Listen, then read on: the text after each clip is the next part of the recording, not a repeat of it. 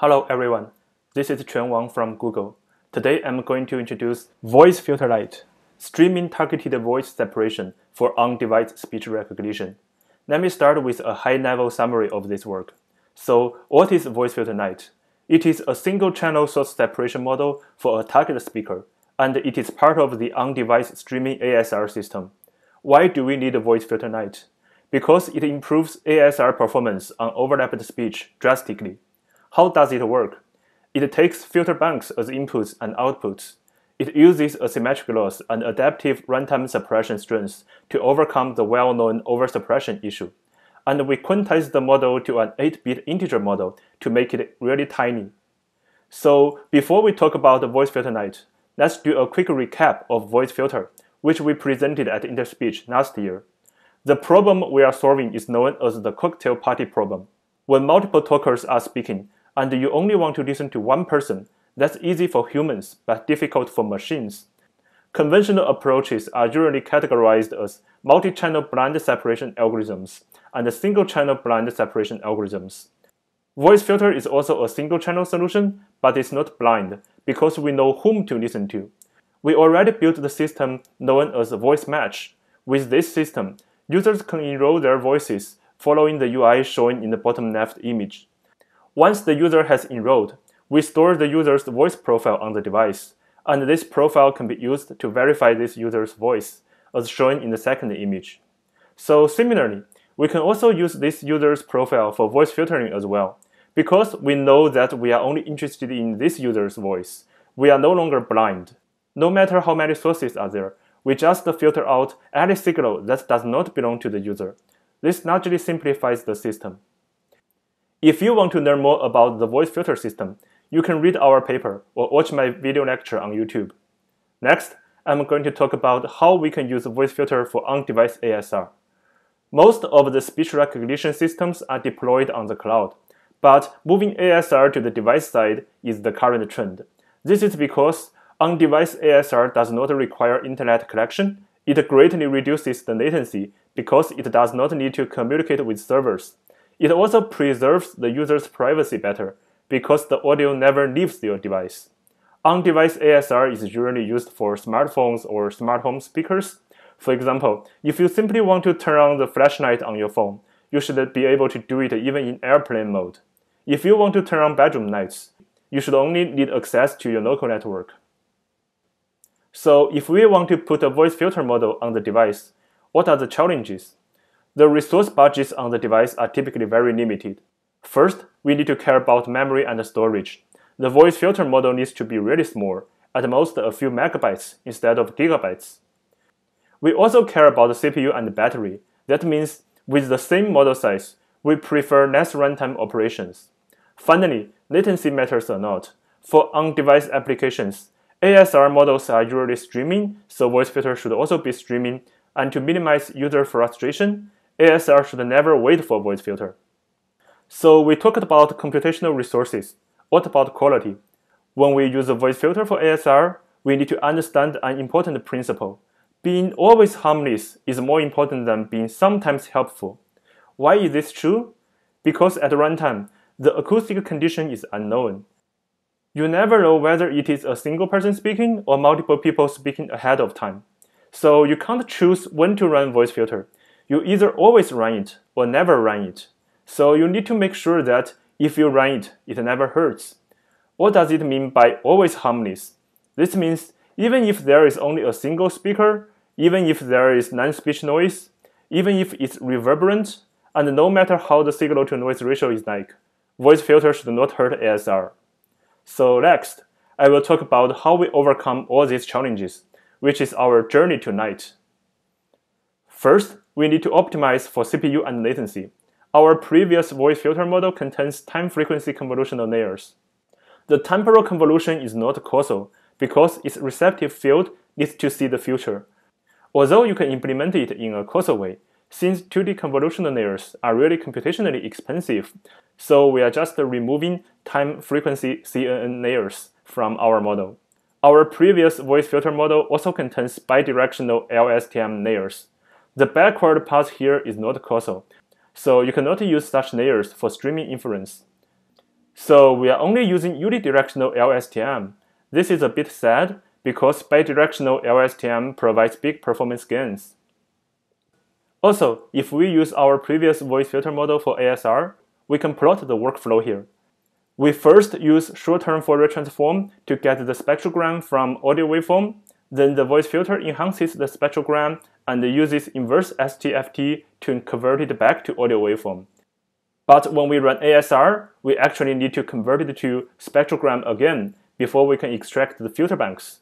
So apparently, it's redundant to convert the enhanced spectrogram to audio waveform at all, although it means we won't have cool audio demos. Let's further simplify the feature frontend. Our ASR system takes stacked log-mel filter banks as input. There are 3 places where we can insert our VoiceFilter-Lite model to the ASR system. First, VoiceFilter-Lite can enhance the FFT magnitudes, and the filter banks will be extracted from the enhanced FFT magnitudes. Second, VoiceFilter-Lite can enhance the filter banks before they are being stacked. And finally, VoiceFilter-Lite can also enhance the stacked filter banks directly. And here is the model architecture if we assume we use stacked filter banks as the model inputs and outputs.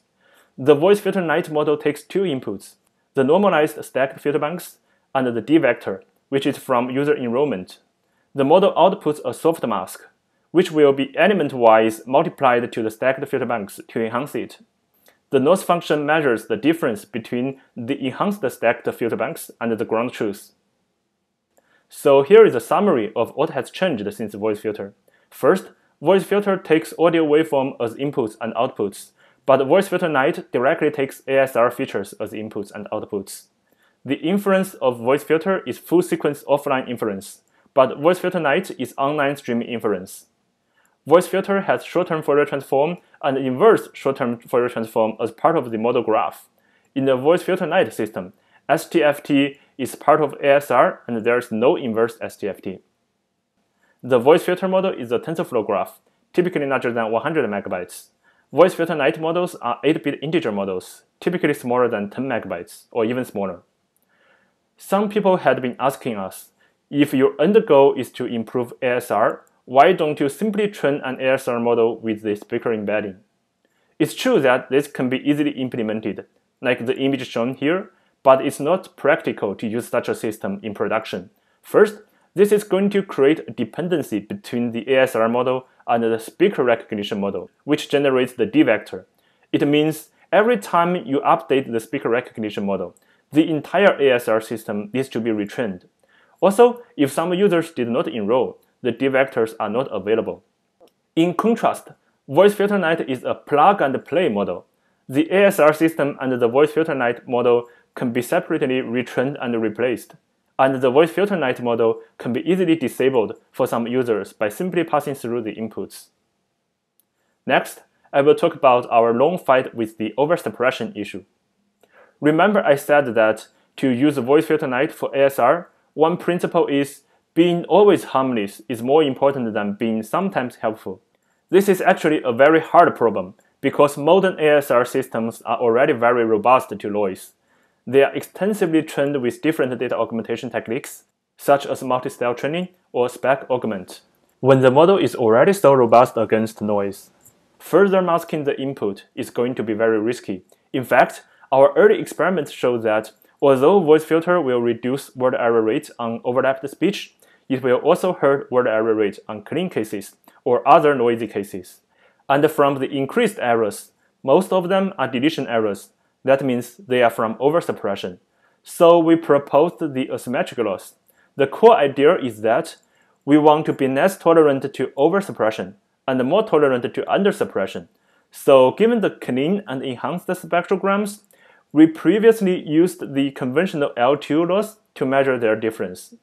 For asymmetric loss, we introduce a penalty number alpha such that if we are over-suppressing the signal, we multiply the loss by alpha. Apart from the asymmetric loss, we also introduce a weight W. Instead of directly using the enhanced spectrogram as output, we actually take a weighted average between the enhanced spectrogram and the original input spectrogram as the final output. So how should this weight be like? We want the weight to be larger when VoiceFilter-Lite is helpful, such as when there is overlapped speech. We also want the weight to be smaller when VoiceFilter-Lite can be harmful, such as when there is no overlapped speech. So that's why we added a side output of the model to predict the noise type and also include the prediction loss in the final loss. If we denote this noise type prediction as f-adapt, its output is between 0 and 1. 0 means this is either clean speech or contains non-speech noise. 1 means this is overlapped speech. The ground truth of the noise type is known during the data generation process. Once we have f-adapt, the weight W can be defined as a function of it to achieve adaptive suppression strength. Next, I will talk about our experiment setup. For the metrics, we only report word error rates. This is because VoiceFilter-Lite is only for improving ASR. We never convert back to audio waveform, so we won't report any SNR or SDR. The models. The speaker recognition model for generating the defector embeddings has 3 LSTM layers and 1 feed-forward layer. The VoiceFilter-Lite model has 3 LSTM layers. A feed-forward layer with sigmoid activation follows the LSTM layers to generate the mask. Another 2 feed-forward layers follow the LSTM layers to generate the noise type prediction. This diagram shows how we generate the data for training and evaluation. First, we have the clean speech. We also have the interference speech and the non-speech noise sources, such as music, sound effects, or different types of ambient noise. These noises can be directly added to the clean speech. We also use the room simulator to mix the noises and the clean speech with room reverberation. When mixing the clean speech with noises, the signal-to-noise ratio is randomly chosen between 1 dB and 10 dB. We have 2 experiment groups. Group 1 is using LibriSpeech data. The ASR and the VoiceFilter-Lite models are trained on LibriSpeech training set. Then we evaluate ASR on LibriSpeech testing set. Group 2 is much more challenging. ASR is trained with data from several sources such as YouTube. Then we use the vendor-collected dataset for VoiceFilter-Lite training and ASR evaluation. Unlike LibriSpeech, this realistic dataset has more variations of prosody, sentiment, accent, and acoustic conditions. There is also a domain mismatch with ASR training data. Let's look at the results. First, on experiment group 1 with LibriSpeech, we find that VoiceFilter-Lite consistently improves word error rates on all kinds of noises, no matter which front-end you use or which loss function you use. But if we use the L2 loss, the word error rate degrades on the clean cases, which is not acceptable. If we use a symmetric L2 loss, the degradation on clean cases is smaller. However, the improvement on speech noise cases is also much smaller. This is a clear trade-off. Among the 3 front-end types, we see the FFT magnitude is not as good as filter bank or stacked filter bank. Okay, let's look at group 2, realistic speech queries. This is a more challenging setup, and we see that for both L2 and asymmetric L2 loss, the word error rate on non-speech noise cases could degrade. This is something we didn't see from group 1. We can actually use a lower suppression strength, for example, 0.3. It's also a trade-off. The degradation on clean and non-speech noise cases becomes smaller, but the improvement on speech noise cases also becomes smaller. Finally, we have adaptive suppression strength. With this technique, we no longer need the trade-off.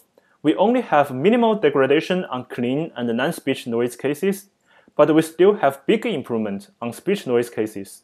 What's even better, we find that when we reduce the model size to only 2.2 megabytes, the performance is still similarly good. We also tried to further reduce the model size. It turns out that even if we reduce the voice filter model to only 300 kilobytes, the improvement over the no voice filtering baseline is still pretty big. As of which frontend is the best for VoiceFilter-Lite, we've clearly seen that FFT magnitude is not the best. Between filter bank and stacked filter bank, we prefer the stacked one. This is because it not only has more context information, but also has less runtime operations, since we usually subsample the frames after stacking. So conclusions. VoiceFilter-Lite is a model to use your enrolled voice to improve ASR on overlapped speech. It's tiny, fast streaming, and part of on-device ASR. We proposed two approaches to resolve the over-suppression issues: asymmetric loss and adaptive suppression strengths. We developed a model of 2.2 megabytes such that there is no word rate degradation on clean and non-speech noise conditions, and a big word rate improvement on overlapped speech. We have uploaded some cool video demos to YouTube. Please check it out. Finally, we want to thank Philip, Sinan, John, Stephen, Ethan, Jacqueline, and Nino for the support and helpful discussions. Let me know if you have any questions. Thank you.